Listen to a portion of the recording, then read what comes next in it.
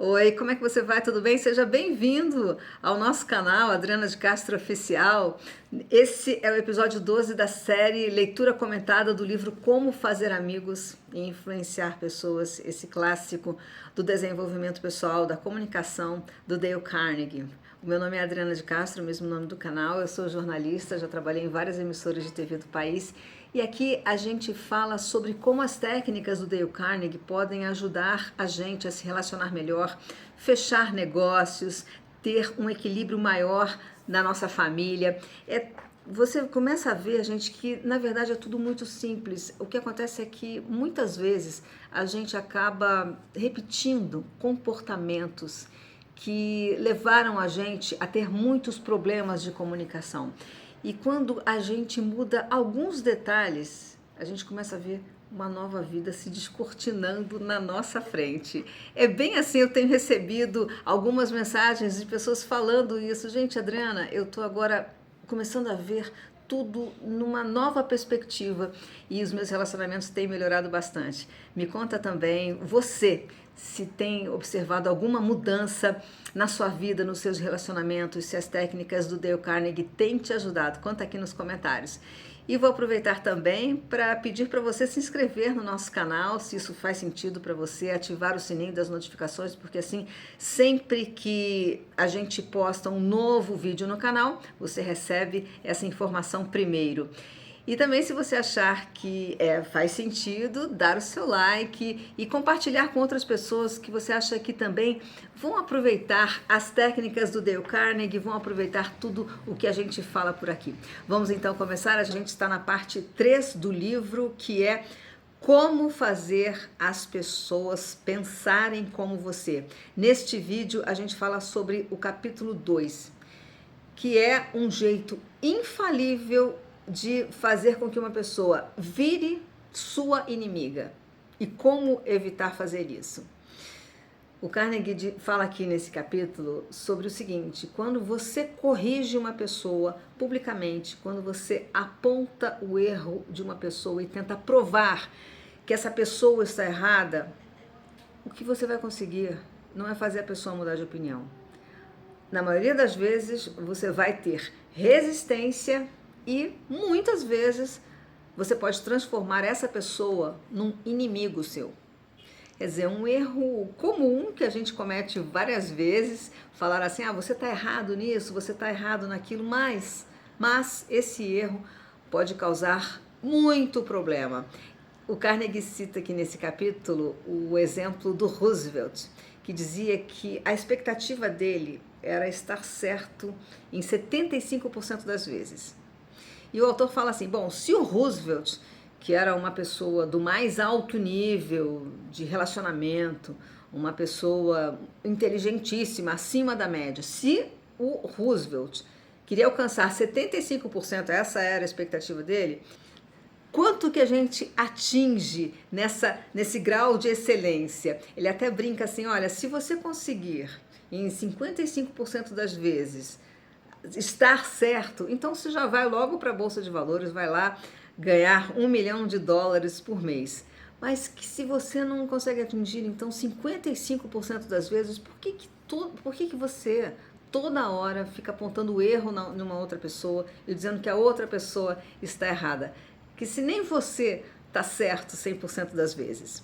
Você acha que quando você vira para uma pessoa, aponta o dedo e fala assim, você está errado, o que você acha que você vai conseguir? Você acha que vai fazer com que essa pessoa mude de ideia? Nunca. Sabe por quê? Porque quando você faz isso, você está atingindo em cheio a capacidade de julgamento da outra pessoa, a inteligência dela, o orgulho, o amor próprio, está atingido em cheio a autoestima da pessoa. E você pode ter os argumentos dos maiores filósofos da nossa história, mas você não vai conseguir fazer a pessoa mudar de ideia, porque você feriu os sentimentos dela. Quer uma dica para você nunca fazer com que uma pessoa vire sua inimiga? Sempre que você for começar uma conversa, nunca comece com essa frase: eu vou provar para você que você está errado. Porque quando você faz isso, Você tá querendo mostrar para outra pessoa que você é muito mais inteligente do que ela. Aí você fala assim: olha, eu vou provar isso para você com 1 ou 2 argumentos e você já vai ver como você está errada. Olha só a arrogância. E mais do que isso, quando você fala essa frase, eu vou te provar que você está errado, você está chamando a pessoa para um embate. É como se fosse um desafio. A pessoa já se prepara. Vou ouvir o que ela vai falar, que eu já vou vir em seguida. Então, quando você for começar uma conversa, quando você pensar assim, eu tô certa, aquela outra pessoa tá errada, você não precisa anunciar, não precisa começar com essa frase. Tem outras maneiras de você começar uma conversa. E essa definitivamente não é melhor. Porque quando você anuncia isso que você vai fazer, olha, eu vou mostrar para você, dá uma olhada aqui. Pronto, o que você vai conseguir é simplesmente fazer com que exista um obstáculo entre vocês. Resumindo, se você for provar algo, não precisa informar. Para que criar um obstáculo desnecessário? Eu vou ler algumas frases que o Carnegie colocou nesse capítulo. A primeira é do Alexander Pope, diz assim: os homens devem ser ensinados como se não fossem ensinados, e o desconhecido proposto como se fosse algo esquecido. É muito mais simpático mesmo. Às vezes você está conversando com uma pessoa e você percebe que ela não conhece aquele assunto. E ao invés de você apontar esse erro, você falar assim: ah, lembra que a gente pode fazer dessa maneira? Uma forma muito mais simpática, muito mais empática, não precisa ficar apontando o erro da pessoa. Frase do Galileu Galilei, que tem mais de 300 anos. Não é possível ensinar qualquer coisa a um homem, só é possível ajudá-lo a descobri-la dentro de si. Lord Chesterfield disse ao filho: seja mais sábio do que os outros se puder, mas não avise a ninguém.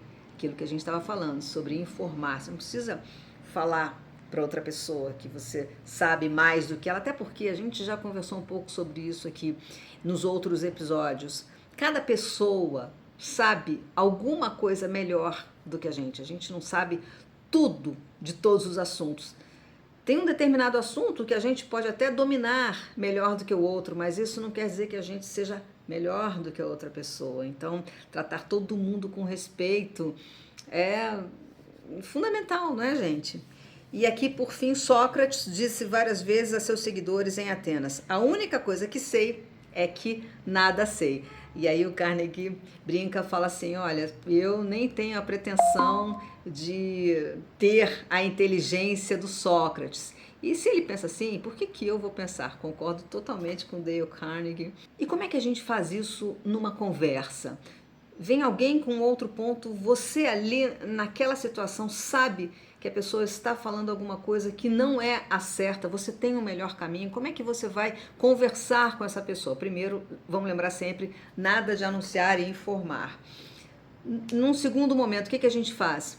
A gente pode falar assim: olha, vamos analisar melhor essa situação, vamos ver os fatos, o que está acontecendo. Você também pode falar assim: eu estou enxergando isso de uma outra maneira. Agora, se eu tiver errado, você me corrige, porque às vezes eu erro, não sei exatamente. Eu estou pensando assim nessa situação. Fala para mim, se eu tiver errado, com certeza você, por favor, me corrija. A maioria das pessoas não é lógica. A maioria das pessoas não usa o raciocínio lógico. A gente, o ser humano, é emoção. A gente, na maioria das vezes, não pensa com a razão. Pensa com o coração. A gente tem preconceito, a gente tem inveja, a gente tem orgulho. Então, quando vem uma pessoa apontando alguma falha da gente, é essa a nossa atitude natural. É a autodefesa. E você já parou para pensar que muito do que a gente acredita, na maioria das vezes, a gente não raciocina direito por que a gente tem aquela crença exatamente.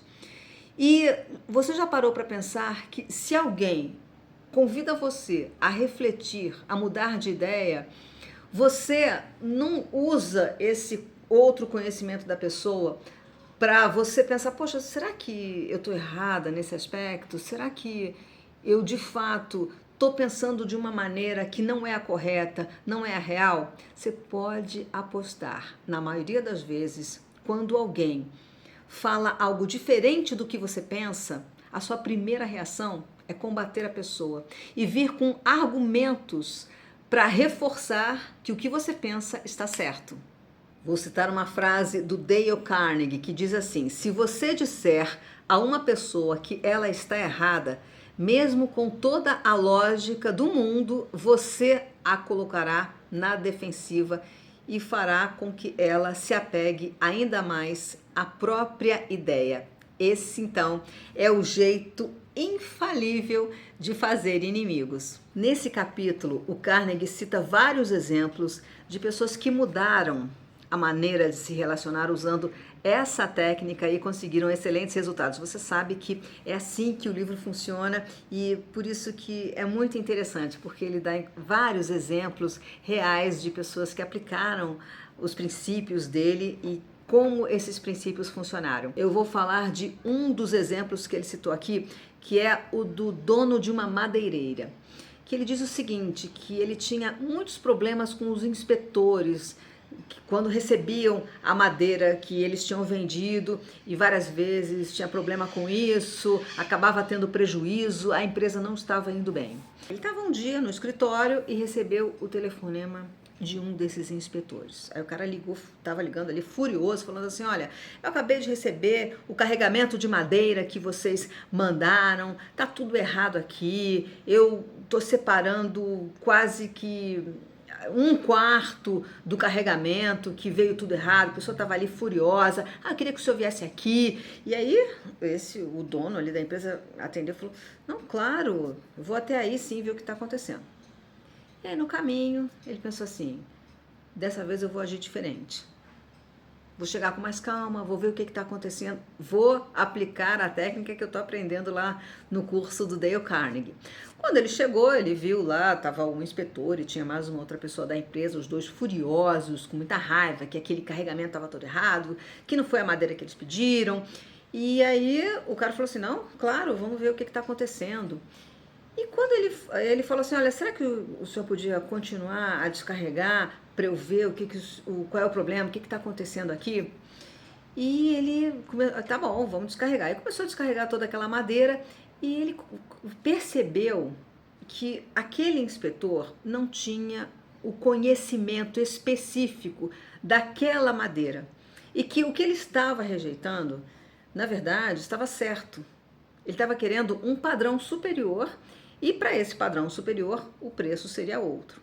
Mas ao invés dele falar tudo isso, ele ficou simplesmente conversando com o inspetor e foi assim, e de fato, uma conversa honesta. Ele queria saber o porquê que o cara estava rejeitando e foi conversando com ele, sendo compreensivo. Conforme o dono da madeireira conversava ali com aqueles clientes, eles próprios começaram a ver que eles estavam exigindo coisas erradas.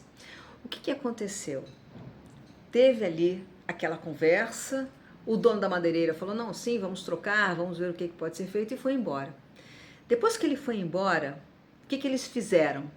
Eles acabaram aceitando toda a carga, porque eles próprios ficaram envergonhados. Eles viram que o que eles estavam pedindo não era o correto. Então eles aceitaram toda a carga e pagaram o valor total.